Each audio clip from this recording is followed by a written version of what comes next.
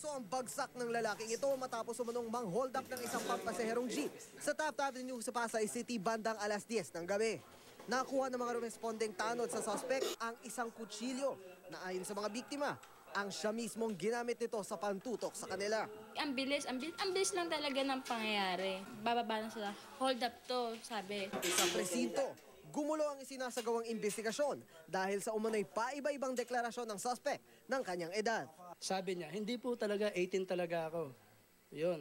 Nung pagdala namin ngayon sa medical, hindi nagsasalita ng edad. Sabi ko ako, ano yan, baka 20 na yan. Sabi niya, hindi sir, kuya talagang 20 na ako eh. O yun, pinalagay namin 20. Sa pagtatanong ng mga investigador, pinanindigan naman ng suspect na menor de edad siya at hindi raw sangkot sa holdapan.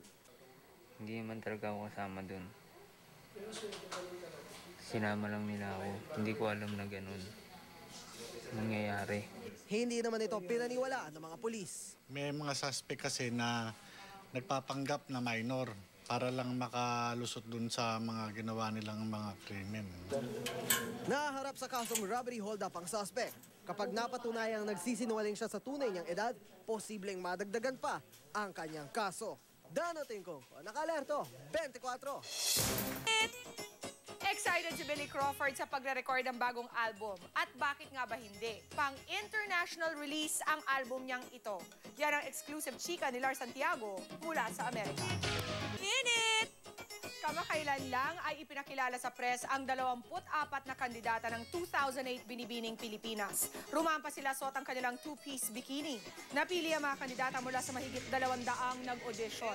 Ngayon naman naghandog sila ng panahon sa mga batang tinutulungan ng Binibining Pilipinas charities. Nagsalo sila sa pagkain at nakipaglaro. Ang Coronation Night ng 2008 Binibining Pilipinas ay gaganapin sa March 8 sa Araneta Coliseum. It's overwhelming, actually. It's heart-filling. It's fun.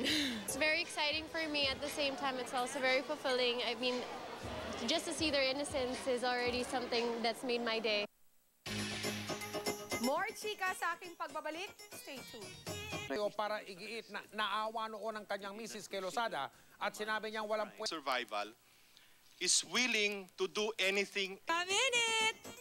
Tatlo ang kasalukuyang ka-love team ni Mark Heras. Pero sino kaya kina Rian Ramos, Iwamoto at Raisa Senon ang pinakamatimbang sa kanya?